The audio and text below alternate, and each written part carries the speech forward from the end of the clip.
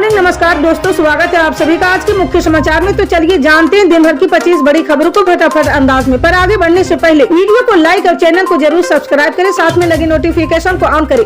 चलिए video start करते हैं। आपको बता दें कि मध्य प्रदेश में बीजेपी को लोकसभा चुनाव से पहले बड़ा झटका लगा। जी हाँ, भाजपा के राज्यसभा सदस्य अजय प्रताप सिंह ने पार्टी की प्राथमिक सदस्यता से इस्तीफा दे दिया है। उन्होंने कहा कि उनका पार्टी की कार्य प्रणाली पर से विश्वास उठ गया।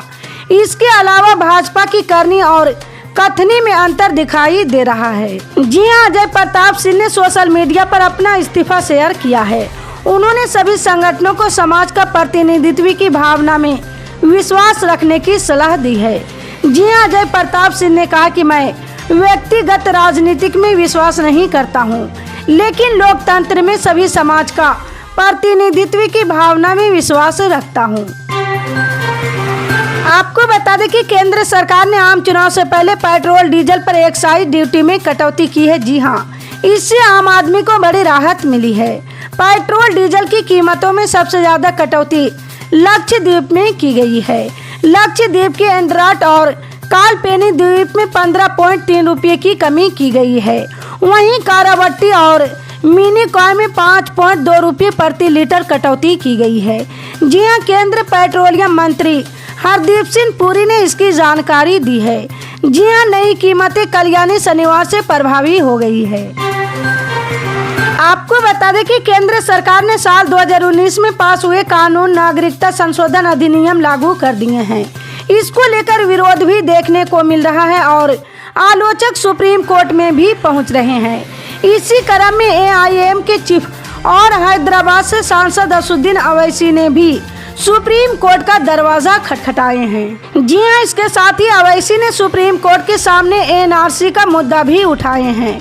उन्होंने अदालत में याचिका दायर करके अपील की है कि सीएए के कार्यान्वयन पर तत्काल रोक लगाई जाए। एआईएम चीफ ने कोर्ट से कहा कि सीएए के बाद देश में एनआरसी आ रहा है और ये दोनों का अपवित्र गठजोड़ है। जी हां, एनआरसी के जरिए भारतीय मुसलमानों को निशाना बनाए जाने की योजना है। आपको बता दें कि बीआरएस एमएलसी के कविता को परिवर्तन निदेशालय द्वारा गिरफ्तार किए जाने के बाद विपक्षी पार्टियों के नेताओं के बयान सामने आ रहे हैं।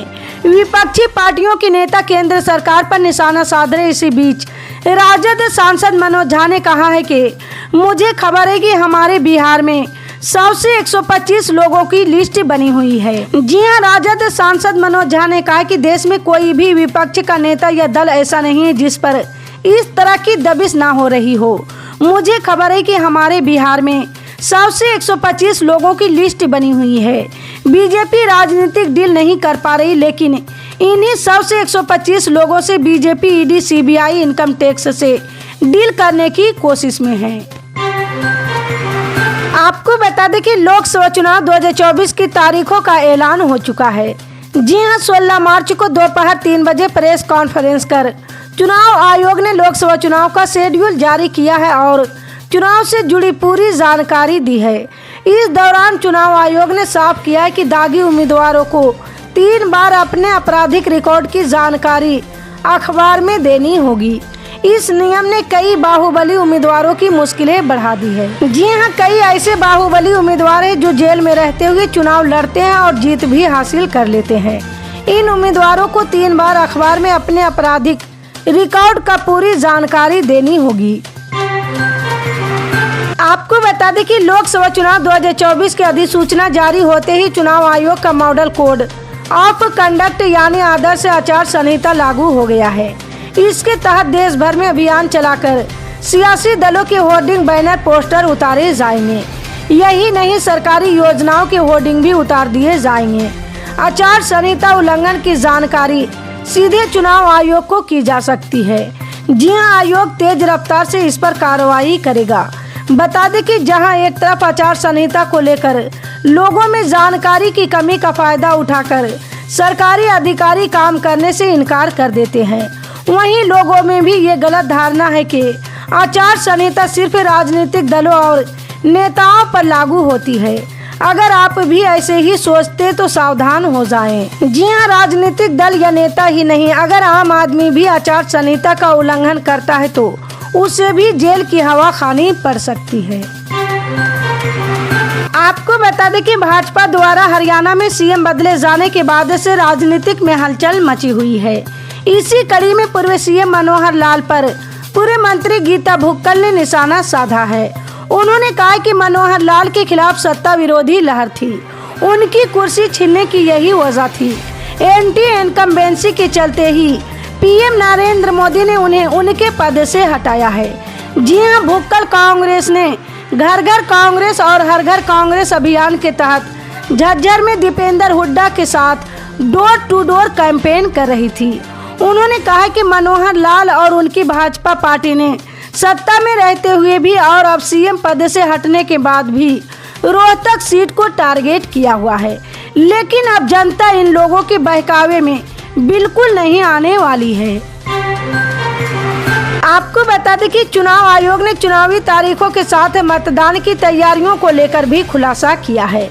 जी हां, चुनाव आयोग ने कहा कि ऐसे लोग जो मतदान के लिए पोलिंग बूथ पर नहीं आ सकते हैं, उनके वोट के लिए मतदान अधिकारी घर घर जाएंगे और उनका वोट डलवाएंगे।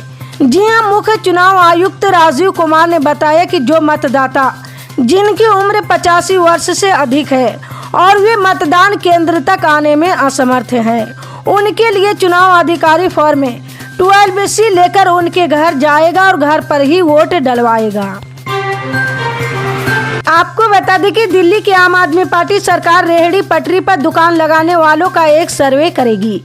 सर्वे के बाद रिपोर्ट के आधार पर रेहड़ी पटरी वालों को दुकान लगाने के लिए अस्थायी जगह दी जाएगी।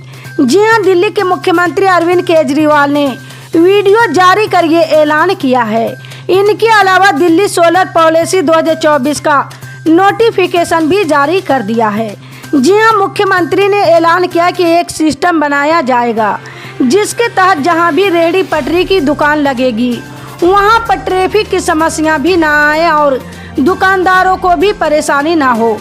जी हां, ईडी मामले में कोर्ट से जमानत मिलने के बाद और लोकसभा चुनाव की घोषणा से ठीक पहले अरविंद केजरीवाल ने रेहड़ी पटरी वालों को अस्थायी जगह देने का ऐलान किया है।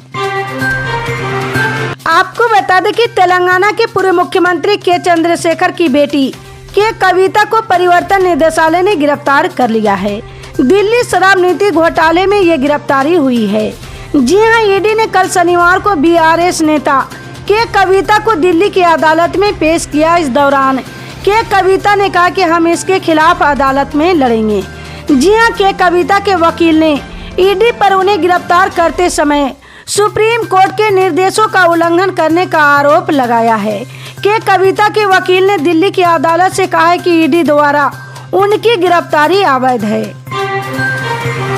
आपको बता दें कि लोकसभा चुनाव को लेकर कांग्रेस ने इस बार जमीन पर बड़े स्तर पर तैयारी शुरू की है। एक तरफ राहुल गांधी की भारत जोड़ो न्याय यात्रा के जरिए जमीनी मुद्दों को समझाने की कोशिश हुई है, दूसरी तरफ से हर वर्ग से बातचीत कर कुछ बड़ी गारंटियां तैयार की गई है।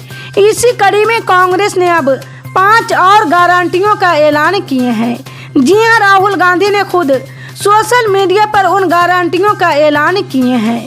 शहरी रोजगार गारंटी कानून, शहरों में इंफ्रास्ट्रक्चर और क्लाइमेट चेंज पर फोकस से रोजगार के नए अवसरों का सृजन। आपको बता दें कि कश्मीरी अलगाववादी लीडर यासीन मलिक के संगठन JKLF की मुश्किलें बढ़ गई है। केंद्र सरकार ने संगठन पर शिकंजा कसते हुए बड़ा कदम उठाया है। जी हां, केंद्र गृह मंत्री अमित शाह ने कहा है कि पाबंदी शुदा संगठन जम्मू कश्मीर में दहशतगर्दी और अलगाववादी को बढ़ावा देने वाली गर्मियों में शामिल है। जी हां, केंद्र सरकार ने यासीन मलिक के नेतृत्व वाले JKLF के अलावा Jammu Kashmir people's freedom league और जम्मू कश्मीर पीपुल्स लीग पर पाबंदी लगा दी है। जी हां, केंद्र सरकार ने जेल में बंद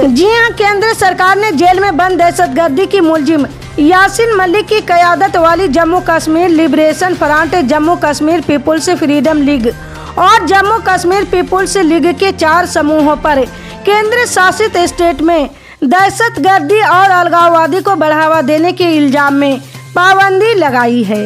इसी तरह की पल पल की अपडेट जानने के लिए जुड़े रहे हमारे MSP न्यूज के साथ। मिलते हैं अगली बड़ी खबर में, तब तक के लिए जय हिंद।